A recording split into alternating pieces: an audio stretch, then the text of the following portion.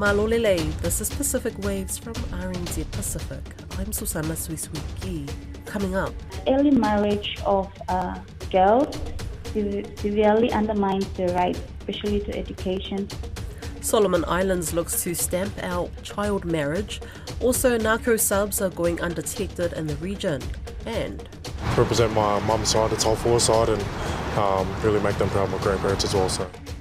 Superstar NRL player makes the switch to Samoa. The Solomon Islands government is making moves to raise the legal marriage age to 18.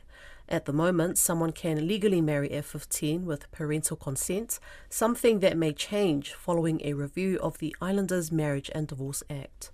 Foreign Minister Peter Chanel Agovaka said that a proposed change in a section of the Act aims to align marriage laws with other legal matters, such as the voting age. I spoke with the project manager of Save the Children Solomon Islands, Ellen Kahui. Hey, Bula Ellen. First of all, what are your thoughts on Solomon Islands government who have put forward a proposal to raise the legal marriage age from 15 to 18?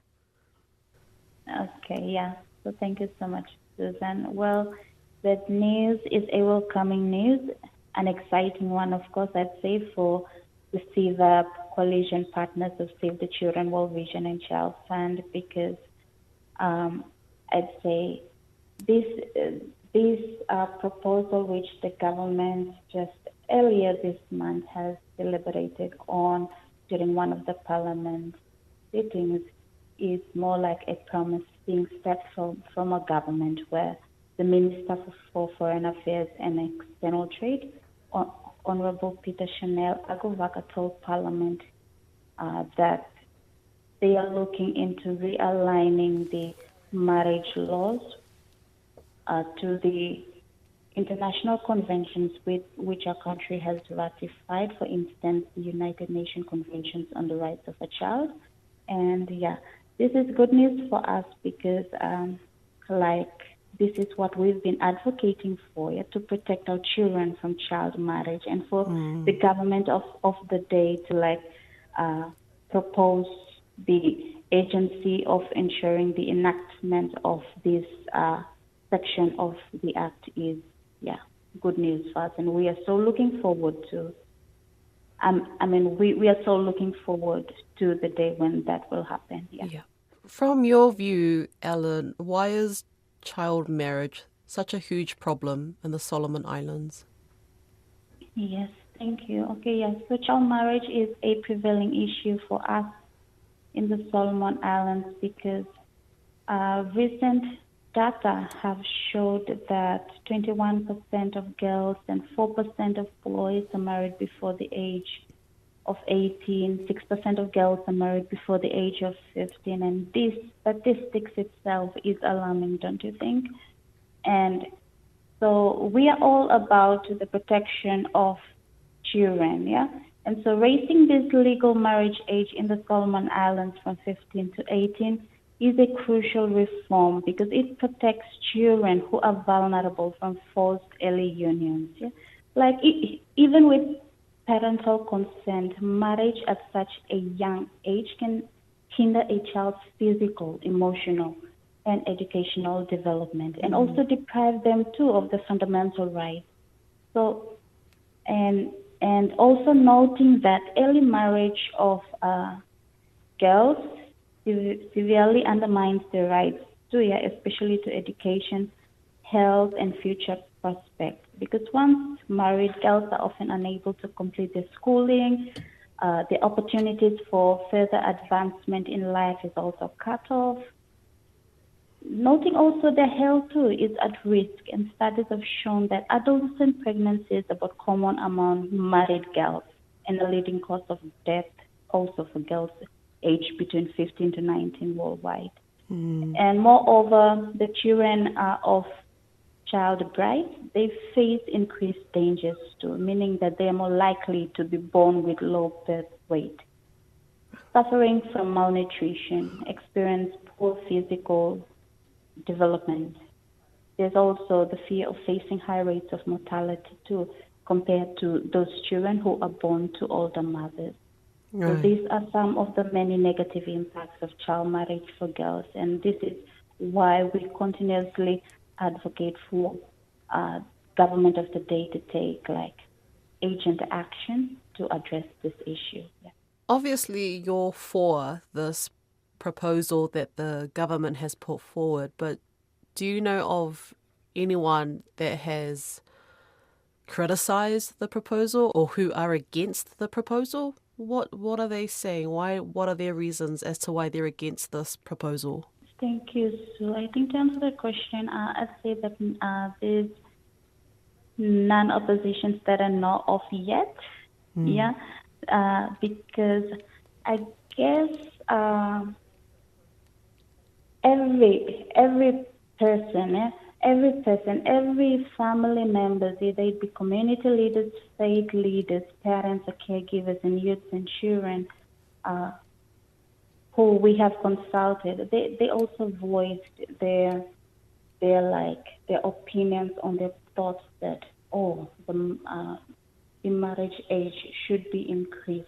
And so far there is no opposition that we've encountered yet, because I think all of us are on the same line of thinking that, well, children, they need to complete their schools. Yeah?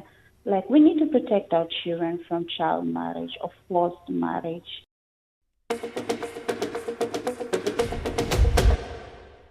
Transnational drug syndicates are using semi-submersibles to smuggle vast amounts of product in the Pacific. The head of the Pacific Regional Security Hub at Canterbury University, Jose Sousa Santos, says the narco-subs are operating in the region undetected. Margot Staunton began by asking Mr. Sousa Santos if the wrecks of the subs found in Tonga and the Solomon Islands were proof they are in our backyard.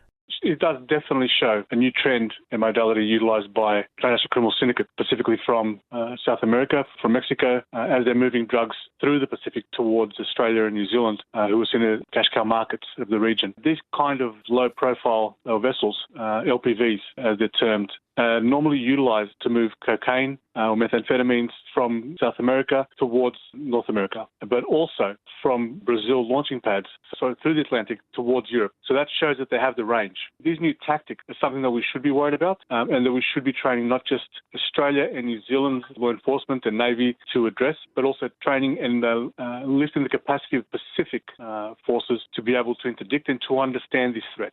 Why is this method so successful? Why is it a new trend? Low-profile vessels built to travel with a very small signature above the waterline. So therefore, it's difficult to pick up on radar and other forms of technology that we usually tend to use to detect smuggling boats or even to track yachts. So when you see these kind of vessels operating through the Pacific Islands, or even to one of the scenarios of moving drugs in the region itself, so from island to island, from a drop-off mothership to, say, for example, Solomon Islands, and then utilising an LPV, such as we've seen recently, to move from the Solomon Islands to another Pacific Island country where you refuel and then move it towards Australia and New Zealand. That makes it much easier for them, but it also makes it harder for Pacific Island law enforcement and defence, because we don't and we haven't needed to build the technology to counter these tactics. And this is where we're on the back foot, because unlike our partners in the United States, in Colombia or Mexico, who are countering these tactics now for 20 years, this is new for the region. So do you think the Pacific is being targeted, and the knowledge that the police forces in the Pacific Islands are vulnerable, aren't skilled in this area?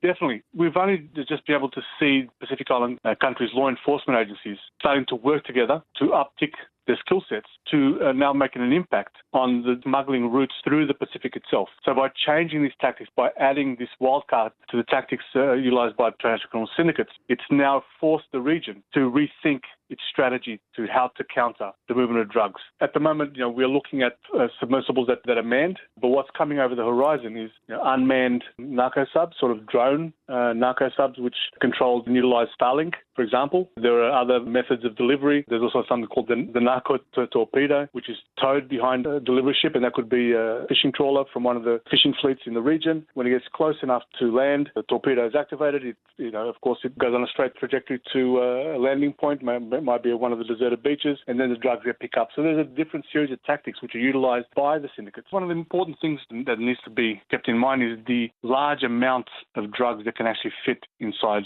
one of these narco-subs. And there can be anything from 700 kilos, 500 kilos, up to 2.5 ton. And considering that the low cost of some of these older model narco-subs to build, and some of them can be built up between $150,000 to $200,000, it makes it very easy to utilize this tactic. And of course, a lot of these narco-subs are built in mangroves, makeshift factories in South America. By the same token, you could very easily do the same in the region, in the Pacific.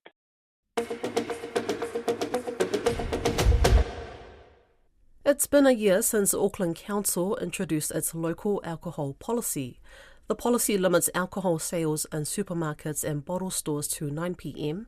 and requires bars, restaurants and nightclubs outside the CBD to stop serving alcohol by 3 a.m. But recent leaked cabinet papers suggested Associate Justice Minister Nicole McKee is looking at reforms to make business easier for the alcohol industry. Grace Fever-Ai has more. Backed by a strong public support, the council introduced the measures to curb alcohol-related harm in the community. Auckland councillors say it's a major setback for the work they've done at local level and for the underprivileged communities most affected by alcohol harm. Maunga Kia councillor Josephine Bartley warns that changes will see neighbourhoods being flooded with liquor stores. Communities have been crying out for legislative protections against alcohol for a long, long time. And now it looks like that's all going to be gone. And we're just going to have more neighbourhoods have so many liquor stores. Manukau Ward councillor Lotu Fuli says the decision is a step backwards after more than a decade of work to introduce local restrictions in areas like South Auckland. Really disappointing to see that about turn by the government, because we as council, we've been battling for 10 years to get our local alcohol policy across the line, and that's a specific policy that councils have the right to make so that we can restrict opening times in terms of priority areas. RNZ Pacific reached out to Associate Justice Minister Nicole McKee for a statement. Her response has been voiced. My position hasn't changed from where I explained to RNZ that I simply cannot be commenting on a leaked draft cabinet paper before any discussions within cabinet itself.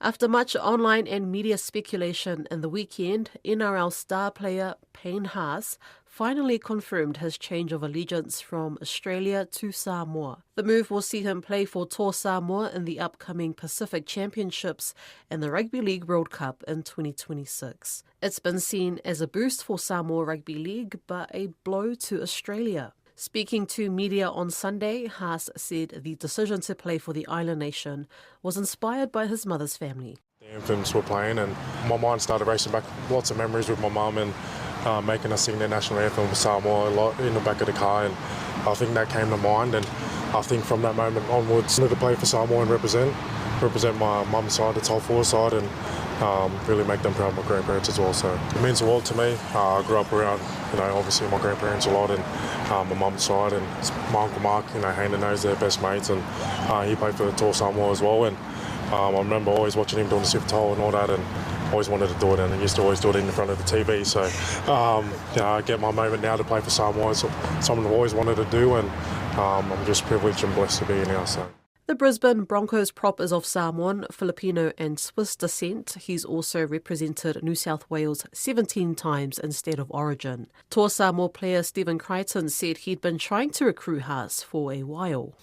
Like a big name like Payne coming over, that's going to definitely make the other players around us bring confidence and stuff, and hopefully brings a lot of bigger names as well. But Haas's switch to Samoa has sparked debate over eligibility. It's also seen as a continuation of a movement credited to Jason Taumalolo, who in 2017 stunned the rugby league world by switching his allegiance from New Zealand to Tonga. Former rugby league player John Hopoate told ABC that those who are critical of Haas's decision are missing the point. Jason and Andrew first played for Tonga and then got picked for New Zealand and Australia. No one picked up a stink then. They just don't know because they don't have parents. They've come from Tonga or Samoa that you want to represent them. Even though you're born and raised up here, yes, you want to play for Australia, but then you want to represent your family. No one picks up a stink when they take him off us. It's all right when they do it, but we can't do it back. To mark the start of their Pacific Championships campaign, Samoa will play New Zealand in Auckland on October 19th. That's Pacific Waves for today. For all episodes, head over to rnz.co.nz/Pacific. We're also on Spotify, Apple and iHeartRadio.